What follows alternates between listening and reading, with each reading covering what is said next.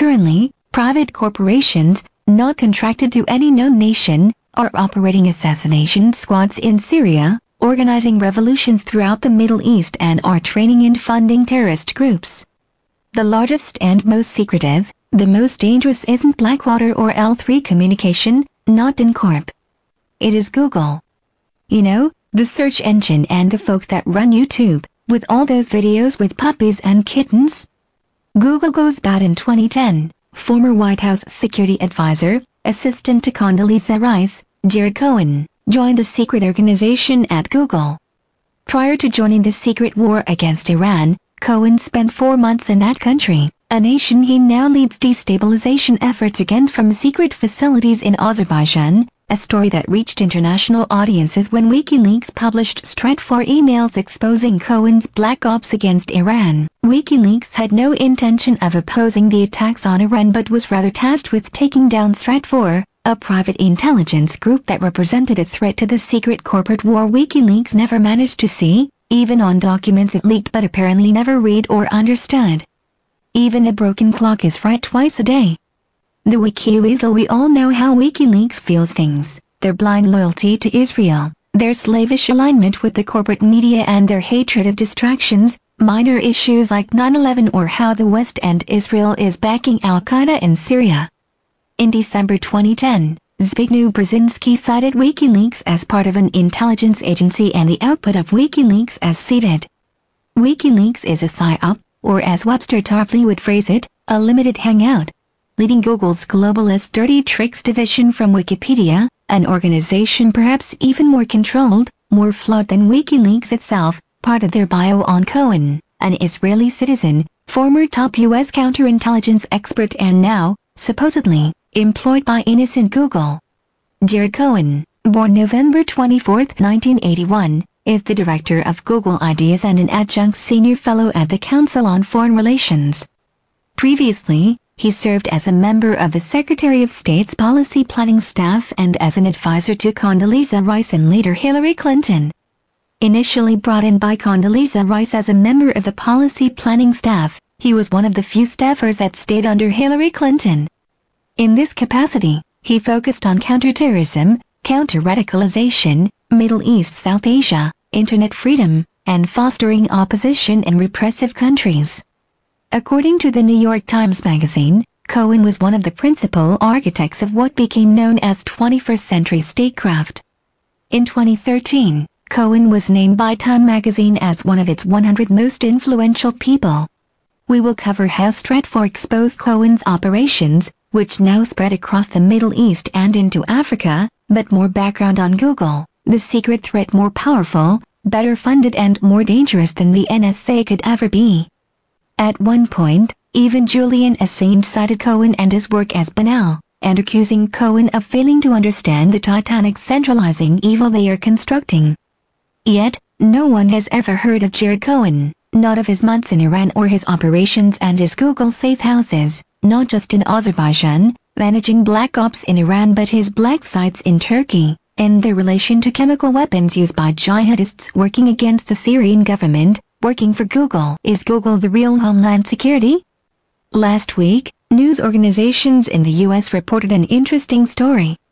An American family, totally unconnected to the Middle East or extremist politics, had been using Google to search the internet.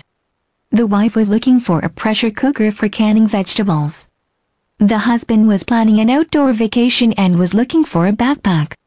6 Homeland Security commandos showed up at their door, not sent there by the NSA but by Google. Who is Google? In the wake of the excesses of the NSA, the Snowden scandals, one threat remains unexposed, one that operates on a scale even larger than the NSA, with more access and, as we have learned, not just the largest information vacuum cleaner in the world, but a private military and intelligence agency answerable to no known government. When you search the internet, you profile yourself, not just for targeted advertisements, but, as we see above, for surveillance, for the lists, perhaps enemies of the state, based on your purchases, your interests or your reading habits. Google tracks it, Google analyzes it and Google sends the goons to your door. Who needs a government police state? Who needs the NSA? Who is Google? On July 25, 2013, YouTube, a division of Google, at the request of the Anti-Defamation League, a key component of IPAC, Israel's bribery, blackmail and espionage operation against the United States, shut down Press TV's video access to the Internet. Does the ADL and IPAC control Google, or is it the other way around? What if Google decides on a regime change in Tel Aviv? Who is Google? Busted, Google Black Ops in Iran in 2012. WikiLeaks published emails from the private intelligence group, Stratfor, outlining Google's role as a contractor for the CIA. A February 2011 email from Stratfor Scott Stewart published by Julian Assange reads as follows: Google is getting White House and State Department support and AMP air cover. In reality, they are doing things the CIA cannot do. But, I agree with you. He's, Jared Cohen, going to get himself kidnapped or killed.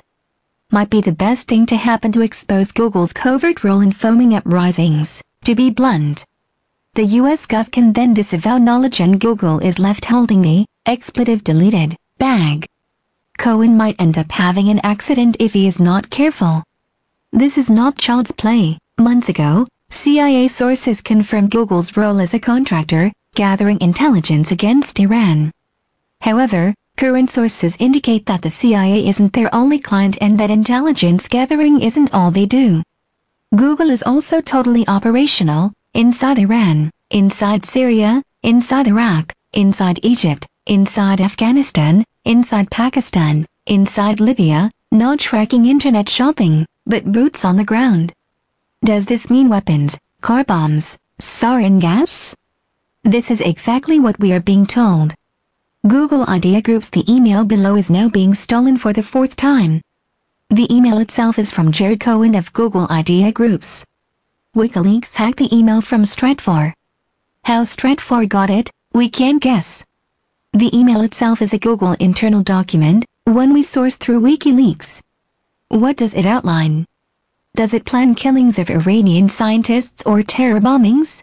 We can't be sure, but if Google uses the same veiled language as other organized crime operations, well, read it and make your own decision. Send. Sunday, February 27, 2011, 9:28 a.m. to Secure List Subject, Google and AMP.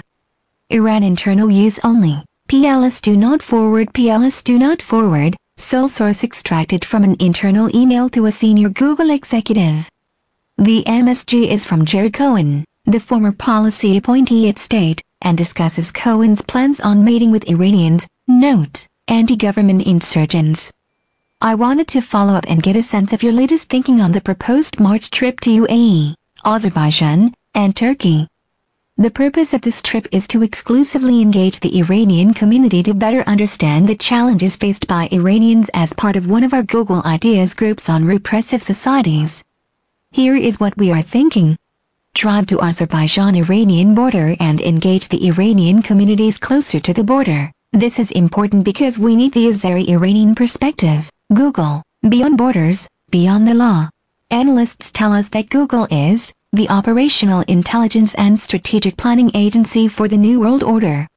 How can a small operation, barely $50 billion in revenue a year, broad access to the personal data of almost everyone on Earth, directly align the world power centers? How could they do all of this? Better yet, how could they do it unseen, even by their own stockholders? Sometimes we forget. Millions of drivers carry phones that report vehicle locations, even speed, voluntarily, to help Google run their navigation service.